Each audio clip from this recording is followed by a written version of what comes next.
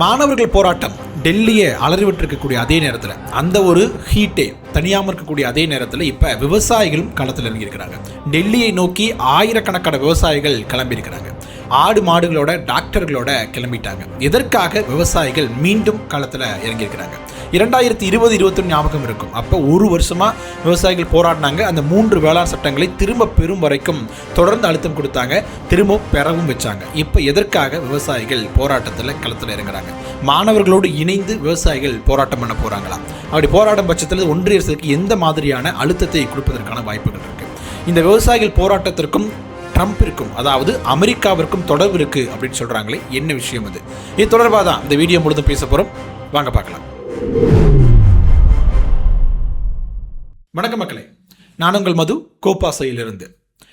CJP நாடாளுமன்றத்தை நோக்கி பேரணியாக செல்றேன் அப்படின்னு ஜூலை 20ஆம் தேதி பேரணியை தொடங்குறாங்க. காவல்துறை அடக்குமுறையினால் அது மிகப்பெரிய ஒரு வன்முறையாக மாறுது. பல்வேறு தாக்குதல்கள் மாணவர்கள் மீது நடத்தப்படுது. அந்த ஒரு ஹீட், அந்த ஒரு சூடு தனியாமல் இருக்கக்கூடிய அதே வேளையில் இப்போ விவசாயிகளும் டெல்லியை நோக்கி களத்தில் இறங்கியிருக்கிறாங்க அப்படின்னு சொல்லலாம். ஆயிரக்கணக்கான விவசாயிகள் தங்களுடைய கால்நடைகளோட டிராக்டர்களோட கிளம்பியிருக்கிறாங்க.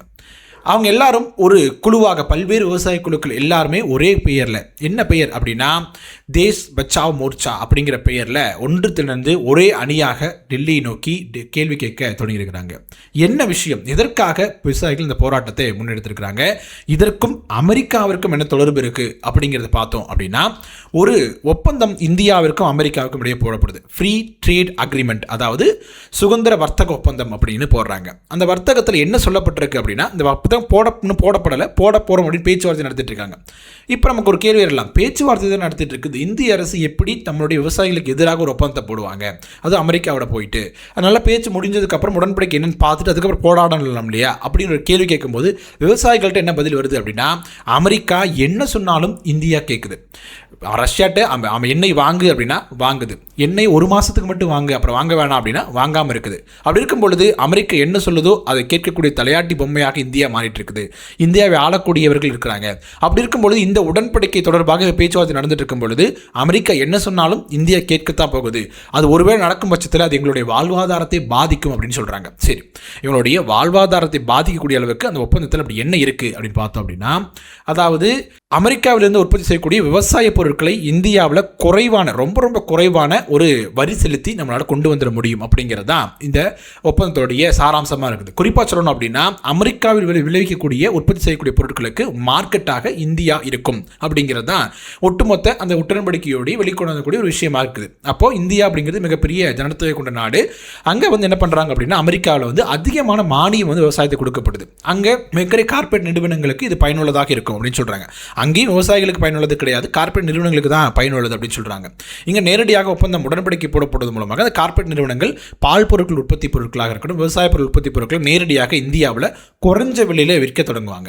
அப்படி விற்க தொடங்கும்போது என்ன நடக்கும் அப்படின்னா, நமக்கு, அதாவது இங்கே இருக்கக்கூடிய விவசாயிகளுக்கு மிகப்பெரிய அளவில் மானியம் அப்படி கொடுக்கப்படுறதில்ல அமெரிக்காவோட ஒப்பிடும்பொழுது. அப்படி இருக்கும்பொழுது நம்ம அவ்வளோ கம்மியான ரேட்டுக்கு இங்கே சேல் பண்ண முடியாது அப்படிங்கிற நிலை வரும்பொழுது நம்மளால், இங்கே இருக்கக்கூடிய விவசாயிகளால் அந்த அமெரிக்க நிறுவனங்களோட கார்பரேட்களோட போட்டி போட முடியாது அப்படிங்கிற நிலை வரும். எங்களுடைய வாழ்வாதாரம் முற்றிலுமாக அழிந்து போயிடும் அப்படின்னு சொல்றாங்க. இந்தியா அப்படிங்கிறது விவசாயத்தை நம்பி இருக்கக்கூடிய ஒரு நாடாகத்தான் இருந்திருக்குது. அதாவது பெரிய அளவில் ஜிஎஸ்டியில் ஜிடிபியில் பெரிய அளவில் விவசாயம் நமக்கு கான்ட்ரிபியூட் பண்ணல அப்படின்னாலும் கூட மிகப்பெரிய அளவில் பர்சன்டேஜ் ஆஃப் மக்கள் விவசாயத்தையும் கால்நடைகள் நம்பி தான் தங்களுடைய வாழ்வாதாரத்தை நகர்த்திட்டு இருக்காங்க. அப்படி இருக்கும் பொழுது அவங்களுடைய வயிற்றில் அடைக்கக்கூடிய சட்டமாக இது இருக்குது அப்படிங்கிறது தான் விவசாயிகள் வைக்கக்கூடிய மிக முக்கியமான கோரிக்கையாக இருக்குது. ਵਪਾਰਕ ਸਮਝੌਤਾ ਰੱਦ ਕਰੋ, ਕਿਸਾਨਾਂ ਨੂੰ ਦਿੱਲੀ ਨਾ ਜਾਣ ਦੇਣ ਲਈ ਮੋਦੀ ਸਰਕਾਰ ਮਰਦਾਬਾਦ, ਹਰਿਆਣਾ ਦੀ ਸੈਣੀ ਸਰਕਾਰ ਮਰਦਾਬਾਦ,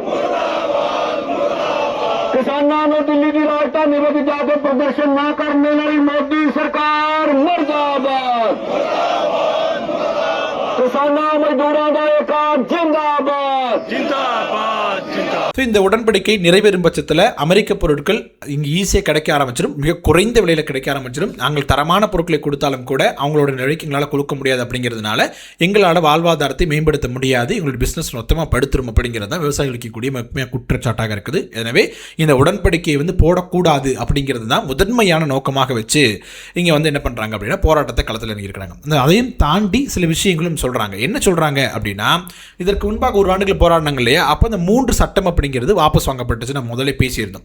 அதோடு சேர்த்து சில வாக்குறுதிகளும் இங்கே கொடுத்துருந்தாங்க. ஒன்றிய அரசு விவசாயிகளுக்கு கொடுத்துருந்தாங்க. என்ன வாக்குறுதிகள் கொடுத்தாங்க அப்படின்னா, எம்எஸ்பி சட்டம், அதாவது மினிமம் சப்போர்ட் ப்ரைஸ் அப்படிங்கிற ஒரு ப்ரைஸ் கொடுப்போம் அப்படிங்கிறதும், அதாவது சட்டப்பூர்வ உரிமையாக கொடுக்கணும். அதாவது பேப்பரில் அந்த டீட்டெயில்ஸ்லாம் இருக்குது, நாங்கள் கொடுக்குறோம் அப்படின்னு வாக்குறுதிகள் ஒன்றிய அரசின் சார்பில் 2020-21 போராட்டத்தில் போய் கொடுக்கப்பட்டது. ஆனால் அது இன்னுமே நிறைவேற்றாமல் இருக்குது அப்படின்னும், அதாவது வியாபாரிகள் விவசாயிகள்கிட்ட ஒரு பொருள் வாங்குறாங்க அப்படின்னா அதற்கு மினிமமாக ஒரு பிரைஸ் இருக்கணும், அதுக்கு குறைவாக வாங்கக்கூடாது அப்படிங்கிற உத்தரவாதம் அரசு சார்பில் கொடுக்கணும் அப்படிங்கிறதா அந்த மினிமம் சப்போர்ட் பிரைஸ் அப்படிங்கிறது தான்.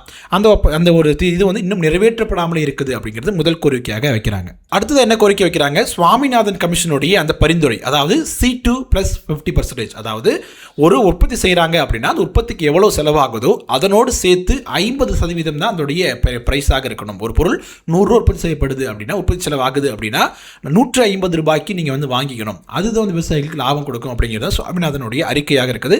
அதை ஒன்றிய அரசு ஏற்றுக்கணும் அப்படிங்கிறது அடுத்த கோரிக்கையாக வைக்கிறாங்க. சமீபத்தில் ஏற்பட்ட வறட்சி ஒரு சில இடங்களில், இன்னொரு பக்கம் அதீத மழையின் காரணமாக பயிர்கள் நாசமாக இருக்குது. ஸோ இந்த இரண்டுக்கும் என்ன பண்ணணும் அப்படின்னா, கடன் தள்ளுபடி பண்ணணும். ஒன்றிய அரசு வங்கிகளில் வாங்கப்பட்ட கடன்களை தள்ளுபடி செய்யணும் அப்படிங்கிறது அடுத்த கோரிக்கையாக வைக்கிறாங்க. அதற்கு பிறகு 60 வயதை கடந்த விவசாயிகளுக்கு ஓய்வூதியம் கொடுக்கணும் அப்படிங்கிறதும் அடுத்த முக்கியமான கோரிக்கையாக வைக்கிறாங்க. ஸோ இந்த கோரிக்கைகள்லாம் முன் வச்சு இதை நிறைவேற்றி தரணும் அப்படின்னு முதன்மையான கோரிக்கையாக அமெரிக்கா இந்தியாவுடன் போடுறேன் அப்படின்னு பேசிட்டு இருக்காங்களே இந்த ஒப்பந்தத்தை, அதை ரத்து பண்ணணும் அப்படிங்கிற நோக்கத்தோட தான் இந்த போராட்டம் அப்படி தொடங்கிருக்கு. ஸோ இப்போ ஒன்றிய அரசு மிகப்பெரிய ஒரு நெருக்கடியில் இருக்கிறாங்க. சிஜேபியினுடைய போராட்டம் அப்படிங்கிறது எல்லை மீறி கைமீறி போயிருச்சு அப்படின்னு சொல்லலாம். அது இவ்வளோ நாளாக கண்டுக்காம மாதிரி இருந்த ஒன்றிய அரசு இப்போ நட்டா தலைமையில் பேச்சுவார்த்தை அமைச்சு அவங்க 3 கோரிக்கைகளை முன் வச்சிருக்காங்க. அந்த கோரிக்கைகள் இன்னும் நிறைவேற்றப்படாமல் இருக்குது அப்படின்னும் அது பரிசீலனை இருக்குது அப்படின்னு சொல்கிறாங்க. தர்மேந்திர பிரதான் தொடர்பாக அமித்ஷாவோடும் தொடர்ந்து பிரதமர் மோடி அவர்களோடும் ஆலோசனை தொடர்ந்து நடத்தப்பட்டுட்டே இருக்குது. அவர் பதவி நீக்கப்படுவார், இல்லைன்னா வேறு துறைக்கு மாற்றப்படுவார் அப்படிங்கிற மாதிரியான பேச்சும் அடிபட்டு இருக்குது. ஸோ இந்த விஷயங்கள் பேசப்பட்டிருக்கும் போது நாடாளுமன்றத்திலும் எதிர்க்கட்சிகள் சிஜேபிக்கு எதிராக நடத்தப்பட்ட தாக்குதலுக்கு எதிராக கண்டன குரல்கள் எழுப்பியிருக்கிறாங்க, அமளியிலும் ஈடுபட்டிருக்கிறாங்க, ஒத்திவைப்பும் நடந்திருக்குது.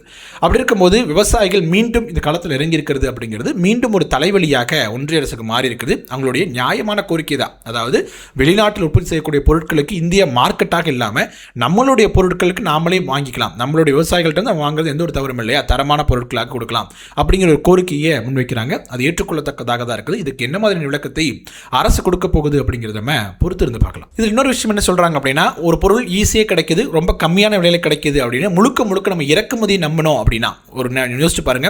இப்போ இறக்குமதி நம்பி எல்லா பொருளும் அமெரிக்காவிலிருந்து ரொம்ப எளிமையாக கம்மியான விலையில கிடைக்குது அப்படின்னா காலங்கள் போக போக போக என்ன ஆகும், நம்மளுடைய பிஸ்னஸ் அதாவது விவசாயம் அப்படி ரொம்பவே படுத்து போயிடும். அதுக்கப்புறம் விவசாயிகள் எல்லாமே அந்த துறையை விட்டுட்டு வேறு துறைக்கு போயிடுவாங்க. போனதுக்கு பிறகு என்ன நடக்கும் அப்படின்னா, இப்போ அமெரிக்காரன் என்ன விலை நிர்ணயிக்கிறோன்னு அதை வாங்கியாக வேண்டிய கட்டாயம் இருக்கு, நமக்கு வேறு ஆப்ஷன் இருக்காது. நம்ம விவசாயிகள் எல்லாமே விவசாயத்துறையை விட்டு வெளியே வந்துட்டாங்க அப்படின்னு ஆயிடுச்சுன்னா நமக்கு அவங்க என்ன விலை கொடுக்குறாங்களோ அதுதான் நம்ம வாங்க வேண்டிய கட்டாயம் அப்படி ஏற்படும்.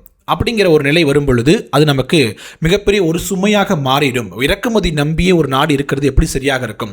நம்ம மேக் இன் இந்தியா அப்படின்னு திட்டத்தை கொண்டு வந்தது இதே பாஜக அரசு தான். அப்படி இருக்கும் பொழுது எதற்காக மீண்டும் இந்த உடன்படிக்கை கொண்டு வரணும் அப்படிங்கிற மாதிரியான ஒரு அழுத்தத்தையும் விவசாயிகள் அரசை நோக்கி கொடுக்க தொடங்கியிருக்கிறாங்க. ஓகே மக்களே, நம்ம வீடியோவோட இறுதி பகுதிக்கு வந்துட்டோம். இப்போ விவசாயிகளுடைய இந்த கோரிக்கை அப்படிங்கிறது நியாயமானது அப்படின்னு நினைக்கிறீங்களா? இதை அரசு எப்படி கையாளணும் அப்படின்னு நினைக்கிறீங்க? அரசினுடைய இந்த அமெரிக்காவுடனோட உடன்படிக்கை அப்படிங்கிறது சரின்னு நினைக்கிறீங்களா? உங்களுடைய கருத்துக்கள் என்ன அப்படிங்கிறத கமெண்ட்ஸ்க்கு சொல்லுங்கள். வீடியோ பிடிச்சிருந்துச்சு அப்படின்னா லைக் பண்ணுங்கள், ஷேர் பண்ணுங்கள், கோபாஸ் யூடியூப் சேனலை சப்ஸ்கிரைப் பண்ணிக்கோங்க. தொடர்ந்து பேசுவோம். நன்றி.